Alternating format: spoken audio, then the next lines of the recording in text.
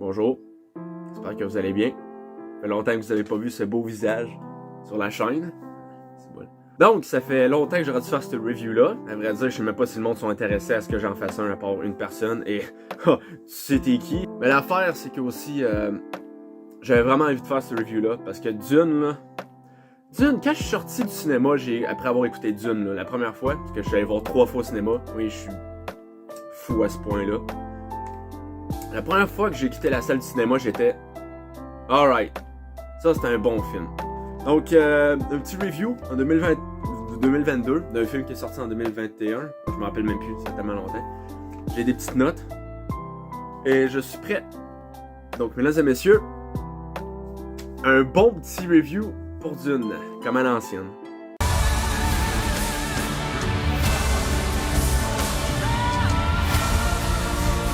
One day, the legend will be born. Dune a été réalisé par le brillant directeur nommé Denis Villeneuve, ou Denis Villeneuve, c'est le monde en anglais qui ne savent pas prononcer des mots en français. Et ce gars-là, je suis vraiment sérieux, c'est un des meilleurs réalisateurs qu'on peut pas avoir dans Hollywood. Parce que sa vision à chaque film qu'il fait est extraordinaire. Juste, le gars a une vision, il est toujours capable de l'exécuter à perfection, et peu importe le film qu'il veut faire, le monde sont juste, ok, on donne notre budget, fais ce que tu veux. Et ça, je respecte beaucoup ça. Dune, selon moi, c'est probablement, sans aucun doute, un de ses meilleurs films. Top 2, facile. Perso, je pense que Incendie reste son meilleur, ok, son meilleur film jamais fait. Mais Dune monte les échelons extrêmement haut pour ses meilleurs films. Personnellement, moi, c'est Blade Runner 2049, mon préféré qu'il a fait. Parce que juste, c'est vraiment l'un des plus beaux films que j'ai vu de ma vie. C'est peut-être pas la meilleure histoire, mais le film est vraiment, vraiment splendide. Et pourquoi Dune, selon moi, il marche aussi bien? Premièrement, ça a rapport avec le world building, ou comment je pourrais dire ça? Caractérisation du monde. Ça se dit moins bien en français. Shit. Donc le world building dans ce monde-là, c'est... Moi, là, j'ai pas lu les livres. Dune, absolument pas. La seule chose que je savais, c'était sur un monde désert, il y avait des gros vers. That's it. C'est juste ça que je savais. Et ça m'a vraiment surpris comment ça m'a pris peu de temps pour m'investir dans l'histoire, les personnages et le monde. Toute l'affaire. Ça m'a pris genre même pas 20 minutes, j'étais comme, ok, I'm on board. Je suis dedans, là, ça part. Il y a beaucoup de monde qui disent que cette Dune-là ressemble beaucoup au Seigneur des Anneaux. Et si Denis Villeneuve réussit vraiment à faire une trilogie comme il veut faire, on pourra vraiment dire que les nouveaux Dunes sont les nouveaux Seigneurs des Anneaux. Et bien sûr, on a les personnages, puis en rapport avec les performances aussi. Les personnages sont vraiment bons, sérieux. Timothée Chalamet est connu pour souvent pleurer, mais dans le film au moins, je le trouvais excellent. Genre vraiment, vraiment excellent.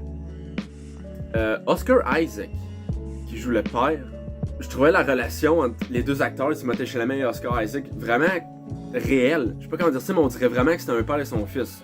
C'est peut-être juste moi, mais je trouve que c'est vraiment, vraiment bien fait. La relation, c'était... Il y a pas beaucoup de personnages que je pourrais dire qui étaient ennuyants, puis qui rendaient le film plate. Non, ils étaient tous un peu divertissants. Surtout Jason Momoa, l'acteur qui fait Aquaman, et Khal Drogo dans Game of Thrones. Ça, c'est plus les vrais qui le connaissent de là. Je trouve qu'il était vraiment bon dans le film, puis il rajoutait un peu de comédie ou sinon un film qui était beaucoup sérieux. Donc ça, c'était beau à voir. C'était vraiment le fun à voir, à vrai dire. Et en parlant de quelque chose qui est beau à voir, franchement, Dune, si vous l'avez pas vu au cinéma, là, je suis vraiment désolé pour vous. Normalement, quand je vais voir un film au cinéma, moi, c'est juste pour l'exclusivité. Donc, ok, je vais voir un film au cinéma parce que le film n'est pas encore sorti sur Netflix, DVD, whatever. Donc, ça va être ma première façon de le voir. Mais Dune, à cause des caisses de son et la grosse écran, c'est un des films... Je regrette de ne pas l'avoir vu en IMAX, franchement. Mais c'est le genre de film où tu le regardes au cinéma puis tu dis, ok, non, ça là, ça c'est un film que tu peux pas écouter dans ton système de son chez toi, là. Vraiment, t'écoutes ça sur la plus grosse écran avec les plus gros speakers que tu peux. Et aussi la cinématographie. Denis Villeneuve, là, ses films sont tout le temps super beaux, comment il fait ses shots, que sa production est tout le temps excellente. Blade Runner 2049 reste pour moi un des plus beaux films que j'ai vu de ma vie parce qu'il y a beaucoup de scènes dans ce film-là pour être un poster ou un fond d'écran sur un PC, si vous voyez ce que je veux dire. Mais Dune est vraiment proche aussi, parce que Dune, il y a pas beaucoup de shots dans ce film-là que je pourrais dire qui sont laids. À vrai dire, il y en a aucun que j'y pense, puis je me dis, ok, ce shot-là était plutôt plate.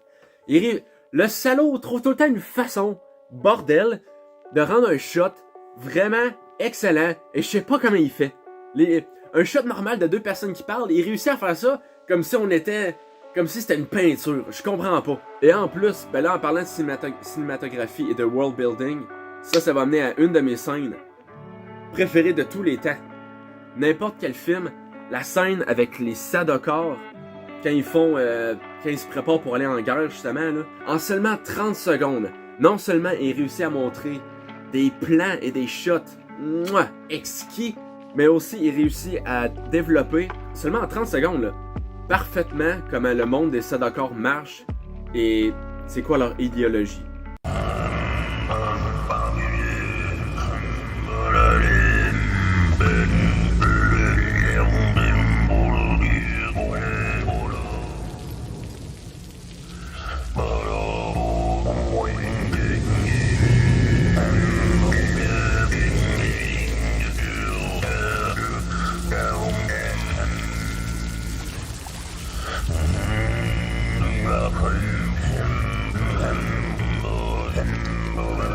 Et bien entendu, le dernier aspect du film, je vais dire, la musique.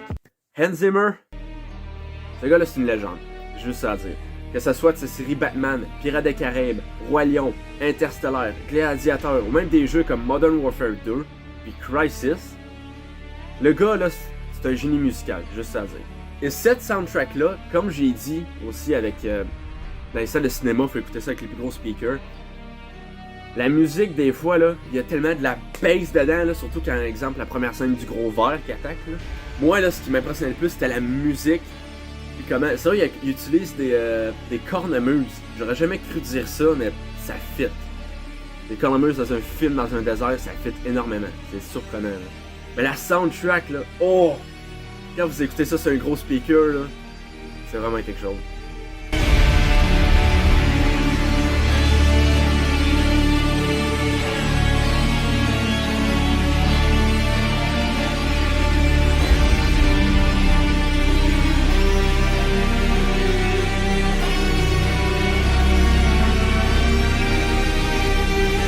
Aussi, je vais vous le dire, le Baron Harkonnen, j'espère qu'on va plus le voir dans le 2, parce que moi, je le trouvais vraiment bon dans le premier. Ben, Dune 1, celui-là que je parle. J'ai juste hâte de voir sa grosse tronche dans le prochain, puis de voir les affaires tordues qu'il va faire, parce que ce gars-là est fucké, ok? Ce méchant-là, il est fucked up dans la tête, on va se le dire. Là. But Arrakis is Arrakis. And the desert takes the weak. My desert. My Arrakis. My Dune. Dune! J'étais vraiment comblé. Comblé! C'est ça le film, c'est ça le mot que je pourrais lier à ce film. Comblé. J'avais un peu peur, je me disais, ok, un gros film à haut budget, c'est le plus gros film à haut budget que Denis Villeneuve va faire, peut-être qu'il va essayer de faire beaucoup trop d'affaires. Et non, il a pris son temps et il a réussi à faire ce qu'on pourrait considérer de nos jours un film d'ici 20 ans qui va probablement devenir un classique. Et s'il en fait une trilogie, je vous dis tout de suite, ça va devenir le nouveau Seigneur des Anneaux. Christophe, t'as peut-être pas vu le Seigneur des Anneaux, mais je te le dis, ces affaires-là, même si tu les as pas vues, c'est un classique dans le cinéma. Et je sens que Dune pourra atteindre ce niveau-là, si ça continue comme ça. J'espère que vous avez apprécié cette petite review. Est-ce que je vais en faire une autre dans pas long? Je sais pas, peut-être d'ici 3 mois, je vais en faire une sur Batman, hein, on sait pas. Ben, j'espère que vous avez vu Dune, et j'espère que vous l'avez apprécié. Et on se revoit pour une prochaine vidéo.